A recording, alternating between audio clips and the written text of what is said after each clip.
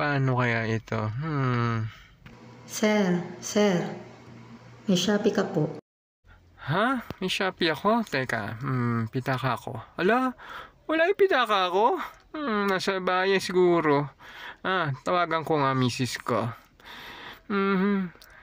Hello, ma. Nandiyan ba yung pitaka ko? Nandito. Pakita nga. Ito. Kukunin ko ha. Teka lang, ayusin ko lang tong telepono. Ito na. 1, 2, 3. Ito na ma. Akin na. Wow, galing ah.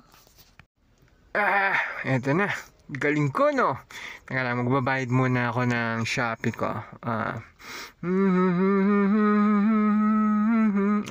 Ito na. Ha? Ano to? 50 pesos lang? Nag-magic ka pa. Sige na nga, kunin ko na to. Baka magalit ka pa. Reklamo ka pa dyan. At least magic, di ba?